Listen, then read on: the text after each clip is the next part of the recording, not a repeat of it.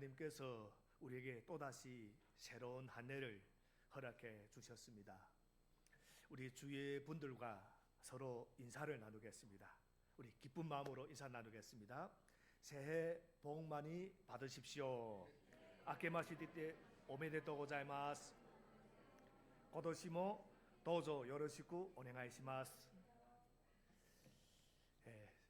새해에도 주님이 크신 은혜와 축복이 고베 동북교회의 모든 성도님들과 가정 위에 충만히 임하기를 축원합니다. 여러분, 이렇게 우리가 복을 서로 빌고 서로 축복도 했지만 살아가다 보면 우리를 시험에 들게 하고 또 낙심하게 하는 여러 가지 일들을 만나게 됩니다. 다른 사람들이 나를 시험에 들게 할 때가 있고 어려운 환경이 나를 낙심하게 만들 때도 있습니다. 그런데 우리를 시험에 들게 하는 또 다른 원인이 있는데 그것은 또 이외로 기도입니다. 간절히 기도했는데도 아무 응답이 없어서 낙심되고 하나님께 섭섭한 마음이 드는 겁니다. 아주 간절한 마음으로 기도하며 평소에 안 하던 금식까지 했는데 또 안 나오던 새벽 기도까지 했는데 다른 사람들의 기도는 응답이 잘 되고 내 기도는 응답이 안 될 때 낙심이 될 수가 있다는 겁니다. 기도하다가 시험에 들고 낙심하면 어떤 현상이 벌어집니까? 더 이상 기도하지 않게 됩니다. 심지어 기도해봤자 하나님이 들어주지 않는다 라는 생각을 넘어서 이제는 교회에 나가기 싫다 라는 마음이 들 수도 있습니다. 예수님은 그렇게 기도가 응답되지 않아 낙심하고 있는 사람들에게 오늘 본문 불의한 재판장 비유를 말씀하시며 낙심하지 말고 계속 기도할 것을 격려하십니다. 그것이 1절부터 2절에서 3절에 나옵니다. 우리 함께 읽겠습니다. 우리 1절부터 3절 말씀. 예수께서 제자들에게 늘 기도하고 낙심하지 말아야 한다는 뜻으로 비유를 하나 말씀하셨다. 어느 고을에 하나님도 두려워하지 않고 사람도 존중하지 않는 한 재판관이 있었는데 그 고을에 과부가 한 사람이 있었는데 그는 그 재판관에게 줄곧 찾아가서 내 적대자에게서 내 권리를 찾아주십시오 하고 졸랐다. 여기서 등장하는 재판장은 하나님을 두려워하지 않고 사람을 무시하는 사람이었습니다. 과부가 간곡하게 호소했지만 재판장은 이 여인의 말에 전혀 귀를 기울이지 않았습니다. 해결해 줄 마음은 없이 귀찮아했습니다. 그럼에도 이 여인은 밤낮으로 재판장을 찾아가 간청하기를 쉬지 않았다. 그래서 어떻게 됩니까? 4절부터 5절 내용입니다. 우리 함께 읽겠습니다. 4절부터 5절. 그 재판관은 한동안 들어주려고 하지 않다가 얼마 뒤에 이렇게 혼자 말하였다. 내가 정말 하나님도 두려워하지 않고 사람도 존중하지 않지만 이 과부가 나를 이렇게 귀찮게 하니 그의 권리를 찾아줘야 하겠다. 그렇게 하지 않으면 그가 자꾸만 찾아와서 나를 못 견디게 할 것이다. 이 여인이 얼마나 끈질기게 찾아갔든지 재판장은 다른 일을 할 수 없을 정도였습니다. 결국 재판장은 이 여인의 문제를 해결해 주지 않았다가는 계속해서 괴롭힘을 당할지 모른다고 생각하게 됩니다. 그래서 결국 그녀의 원한을 풀어주어야겠다 하고 마음먹습니다. 그래서 어떤 분들은 이 말씀을 보면서 이 비유를 보면서 이 여인처럼 계속해서 떼를 쓰면서 기도하면 하나님은 귀찮아서라도 우리 기도를 들어주신다 하는 말씀이라고 이 말씀을 해석합니다. 물론 어느 정도 그것이 통할 수도 있습니다. 왜냐하면 이렇게 떼를 쓰며 기도할 때 하나님께서 응답해 주실 때가 있기 때문입니다. 우리 영적으로 어린 나이의 신앙을 가진 사람들, 이제 갓 예수님을 믿고 구원받은 사람들에게 하나님이 특별한 은혜와 자비를 내려주고자 하실 때가 있습니다. 그럴 때는 조금 엉터리 같은 기도라도 잘 들어주십니다. 지금은 그런 모습을 거의 볼 수 없지만 그 이전에는 아이들이 바닥에 들어누운 채로 소리를 지며 울어대는 것을 가끔 볼 때가 있습니다. 엄마가 자기가 원하는 장난감을 안 사주니까 그렇게 하는 겁니다. 이처럼 철없는 어린아이는 가게에서 자기가 갖고 싶은 장난감을 발견하여 사달라고 조르는데 부모가 안 사주면 이렇게 아예 바닥에 누워버리기도 합니다. 그러면 부모는 어찌입니까? 창피해서라도 빨리 장난감을 사서 아이 손에 쥐어주고 함께 집으로 돌아올 때가 있습니다. 속상하지만 철없는 아이 요구를 그렇게라도 들어줘야 할 때가 있습니다. 하지만 기도도 그런 식으로 막 때를 써서 조르니까 하나님이 어쩔 수 없어서 주시는 식으로 그렇게 기도해서 응답받는다면 우리 영혼에는 별 유익이 없다 하는 걸 꼭 기억하시기 바랍니다. 시편 106편 15절을 보면 이런 말씀이 있습니다. 그러므로 여호와께서는 그들이 요구한 것을 그들에게 주셨을지라도, 요구한 걸 주셨습니다. 그들이 영혼은 쇠약하게 하셨도다. 이 시편 106편의 배경은 모세의 인도 아래 출애굽, 즉 이집트에서부터 나온 이스라엘 백성이 광야로 나왔는데 그때 막 욕심을 부리면서 하나님을 시험하며 때를 썼다는 겁니다. 그래서 결국 자기들이 요구한 것을 받았으면서도 그들이 영혼은 쇠약해졌다 하는 겁니다. 왜 자기들이 요구한 것을 받았는데도 영혼이 풍성해지지 않고 쇠약해졌는가? 왜 삶이 행복해지고 좋아진 게 아니라 더 괴롭게 되었다는 것인가? 응답해 주시는 하나님이 아니라 응답받은 내용 자체에 집중했기 때문입니다. 선물을 주시는 하나님이 아니라 선물 자체에 집착했기 때문에 자기가 원하는 장난감을 안 써준다고 마구 때를 쓰며 들어놓아버린 아이는 부모는 마음은 전혀 생각하지 않았던 겁니다. 오직 자기가 원하는 것 가져야 직성이 풀렸던 겁니다. 그래서 때를 쓰며 들어눕는 겁니다. 오히려 그렇게 때를 쓰면 부모가 사줄 거라는 기대감으로 더 소리를 내서 질러서 눕고 소리를 지릅니다. 실제로 저도 그런 아이들을 몇 명 봤는데 제가 보니까 어떤 아이는 그냥 울어대고 또 어떤 아이는 막 울지만 진짜 우는 게 아니라 눈물은 안 나면서 눈을 굴리는 겁니다. 옆을 슬쩍 보면서 사람들 눈치를 살피고 또 아빠 엄마도 보면서 막 이렇게 하면 뭔가 되지 않을까 하는 기대하는 모습, 상당히 똑똑합니다. 그러나 그렇게 자기가 원하는 것을 가지게 되면 그 아이가 성장하고 성숙해지는가? 전혀 그렇지 않습니다. 잘못 교육이 되는 겁니다. 오히려 때를 쓰면 얻을 수 있다는 것이 주입되어서 계속 그렇게 잘못된 방향, 자기밖에 모르는 방향으로 나가게 된다는 겁니다. 오히려 그 반대로 갖고 싶은 게 있어도 아빠 엄마가 다음에 주겠다고 하거나 다른 것을 줄 때 참을 줄 알고 인내를 배울 때 성숙해진다는 겁니다. 아이가 부모의 마음을 헤아리기 시작하는 때부터 철이 들기 시작하는 겁니다. 영적으로도 마찬가지입니다. 하나님 아버지 마음이 뭔지, 하나님이 지금 무엇을 원하시는지, 하나님이 왜 지금 이렇게 하시는지, 하나님의 뜻은 무엇인지 전혀 헤아리지 않으면 미성숙한 상태로 머물게 됩니다. 하나님이 아버지의 마음을 헤아릴 줄 알게 될 때부터 하나님이 왜 이렇게 하실까? 하나님의 뜻은 무엇일까? 하나님은 무엇을 원하실까? 하는 것을 헤아릴 줄 알게 될 때부터 신앙이 자라고 성숙한 신앙인이 되기 시작한다는 겁니다. 그렇다고 해서 간절히 기도하지 말라 하는 말이 아닙니다. 간절히 기도해야 됩니다. 기도할 때는 항상 간절하게 해야 됩니다. 부르짖는 기도, 눈물의 기도, 때로는 생명을 건 기도도 필요합니다. 그렇다면 우리가 여기서 질문이 있습니다. 과연 기도란 무엇인가? 우리가 아는 기도의 가장 대표적인 정의는 기도가 하나님과의 대화라는 겁니다.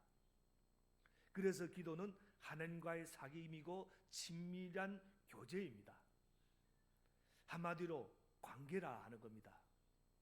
이 교제 속에서 우리는 하나님을 찬양하기도 하고 해주신 일에 감사하기도 하고 죄를 고백하기도 하고 다른 사람들을 위해서 간구하기도 하고 하나님의 뜻 가운데 우리 자신이 필요를 위해서 구하기도 합니다. 이제 예수님은 이 비유를 통해 뭐라고 결론을 내리시는가? 오늘 본문을 통해서 보겠습니다. 6절부터 8절 말씀입니다. 주님께서 말씀하셨다. 너희는 이 불의한 재판관이 하는 말을 귀담아 들어라. 하나님께서 자기에게 밤낮으로 부르짖는 택하신 백성의 권리를 찾아주시지 않으시고 모른 체하고 오래 그들을 내버려 두시겠느냐? 내가 너희에게 말한다. 하나님께서는 얼른 그들의 권리를 찾아주실 것이다. 그러나 인자가 올 때 세상에서 믿음을 찾아볼 수 있겠느냐?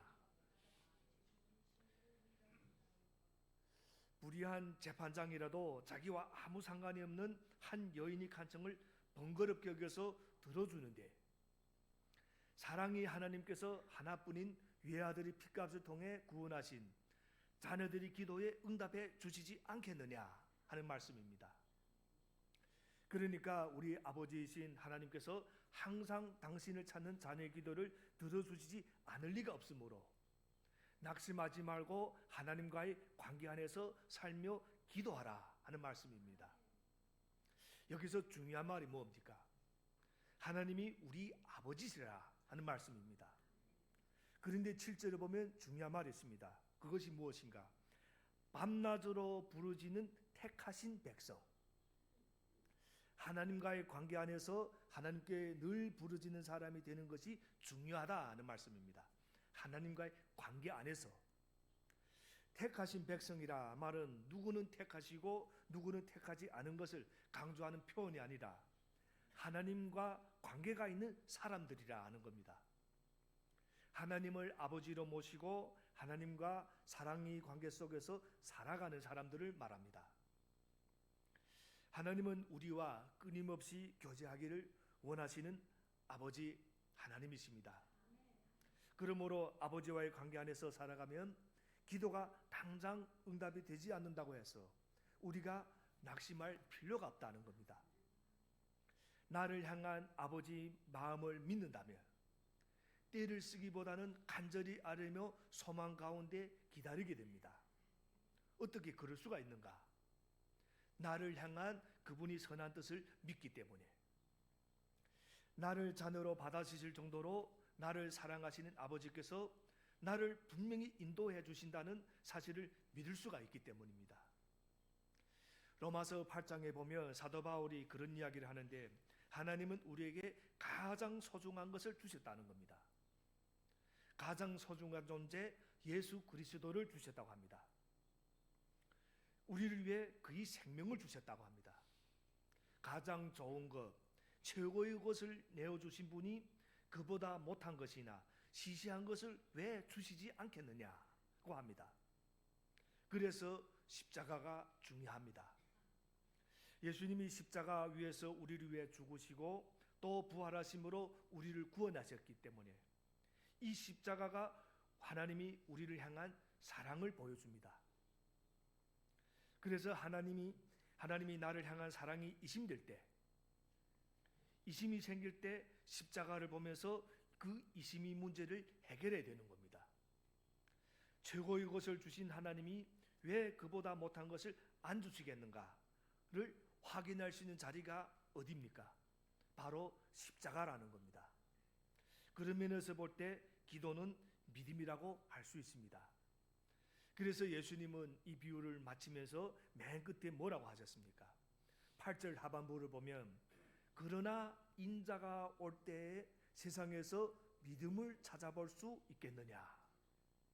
이 말씀이 사실은 이 비유의 핵심입니다. 인자가 올 때 세상에서 믿음을 찾아볼 수 있겠느냐? 이 믿음이 어떤 믿음입니까? 문맥상으로 볼 때 하나님을 신뢰하며 기도하는 믿음을 의미합니다. 아버지와 자녀의 관계 속에서 항상 대화하고 말씀드리며 낙심하지 않는 믿음. 다시 말해 내가 원하는 결과가 나타나지 않아도, 내가 원하는 때 이루어지지 않아도, 내가 원하는 방식대로 진행되지 않아도 가장 귀한 것을 내어주신 아버지 하나님께서 나를 가장 선한 길로 인도해 주실 것을 신뢰하며 더욱 하나님과 동행하며 나아가는 그런 믿음을 말합니다. 내 뜻대로 되지 않아도 분명히 하나님께서 선하게 인도해 주실 것임을 신뢰하는 그런 믿음입니다. 하나님은 바로 이런 믿음을 가지고 기도를 드리는 믿음의 사람을 오늘도 찾고 계신다는 겁니다.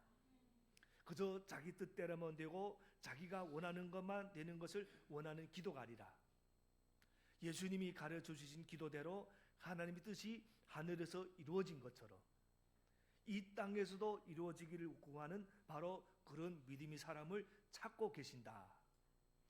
마지막 때가 될수록 그렇게 믿음으로 간구하는 사람을 거의 찾아볼 수가 없게 되기 때문입니다. 말세가 될수록 사람들은 이기적이 되고 자기밖에 모릅니다. 사람들은 대부분 자기가 원하는 것이 자기가 원하는 때 자기가 원하는 방식대로 이루어지기를 원합니다. 그러나 하나님이 원하시는 때 하나님이 원하신 방식대로 이루어지기를 바라며 신뢰하는 것이 바로 여기서 예수님이 말씀하시는 믿음이라는 겁니다. 하지만 실제로 기도 응답이 안 되어도 끈질기게 기도하며 나가는 사람은 별로 많지 않은 것을 우리가 보게 됩니다. 인내가 부족한 겁니다. 사실은 하나님과의 관계가 약한 것입니다. 우리가 하나님을 믿는다고 말하는데 물론 머리로는 다 믿습니다. 하나님이 계신 것도 믿고 전지전능하신 것도 믿습니다. 사도신경을 우리가 매주 고백하는 것처럼 우리는 하나님을 믿습니다. 그런데 믿는다는 것이 뭔지, 무엇을 믿는 것인지를 우리가 잘 모릅니다. 그래서 우리가 말씀을 읽어야 되고 묵상해야 하는 그 예배를 끊임없이 드려야 되는 겁니다. 내가 하나님의 종이 되어야 되는데 오히려 하나님을 내 종으로 부리려고 하는 겁니다.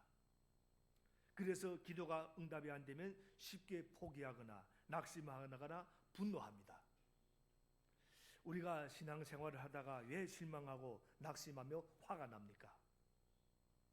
내가 종이 아니라 주인이라서. 하나님이 내 종이 되어야 되는데 종이 감히 주인인 내 말을 안 들으니까 화가 나는 겁니다. 결국 기도의 응답이 없거나 지연될 때 낙심이 되고 화가 나는 것은 무엇을 보여줍니까? 내 삶의 주인이 하나님이 아니라 사실은 나 자신이라는 것을 보여줍니다. 그러므로 예수님께서 인자가 올 때 세상에서 믿음을 찾아볼 수 있겠느냐 하고 하신 이 말씀은 하나님과의 친밀한 관계 속에서 하나님을 정말로 자기 삶의 주인으로 모시고 그분이 뜻대로 행하며 사는 사람을 보겠느냐 하고 도전하시는 말씀입니다. 여러분, 이 세상에 사람들이 많은데 수많은 사람들이 하나님을 믿지 않고 있습니다. 왜 믿지 않습니까? 하나님이 필요가 없기 때문에. 각자 자기가 삶의 주인이고 하나님을 굳이 안 믿어도 잘 되는데 뭐 하라고 믿겠습니까? 스스로 자신을 돌보고 독립적이고 그러면서도 아주 성공적으로 살고 있습니다. 하지만 그러다 좋지 않은 일이 일어나면 그동안 쌓아왔던 공동탑이 우르르 무너집니다. 사람들에게 어려운 일이 생겼을 때 하나님께 돌아왔다 하는 간증을 우리는 종종 듣습니다. 여러분 가운데에도 어떤 어려움을 겪으면서 믿음을 갖게 되고 예수님을 믿게 되었다는 분들이 있을 겁니다. 어려운 상황은 사람들로 하여금 하나님을 찾게 만듭니다. 겸손하게 만듭니다. 왜냐하면 그동안 자기가 잘나서 잘된 줄 알았는데, 자기가 잘해서 모든 것이 잘 되는 줄 알았는데, 이제 보니까 이것이 하나님 아님을 깨닫기 때문입니다. 이 어려움을 통해 자기 자신이 실제 모습을 확인하게 되기 때문입니다. 세상에도 그런 사람들이 많고 성경에도 그런 예들이 얼마든지 있습니다. 그중 대표적인 사람이 출애굽에 나오는 모세입니다. 모세가 원래 이스라엘 사람인데 이집트 공적에 임당되어서 이집트의 왕자로 자랐습니다. 그런데 하나님께서 그를 부르셨을 때는 그가 이집트의 왕자로 있을 때가 아니었습니다. 그 당시 가장 최고의 문명국가인 이집트의 왕자라면 얼마나 대단한 교육을 받고 대단한 환경에서 자랐겠습니까? 그러나 그가 가장 강할 때 내가 뭐든지 할 수 있다고 자신만만했을 때가 아니었습니다. 그가 권력을 가졌을 때, 학식이 아주 뛰어나실 때가 아니었습니다. 오히려 광야로 도망가서 초라한 무명의 목자로서 쓸쓸히 장애인의 양들을 돌보고 있을 때, 나는 정말 무기력한 존재이구나 하는 사실을 절실히 깨닫고 있을 때, 바로 그때 하나님은 그를 부르시고 사용하셨습니다. 하나님께서는 모세가 자신의 힘을 의지하는 것이 아니라 하나님을 의지할 때까지 기다리고 계셨던 것입니다.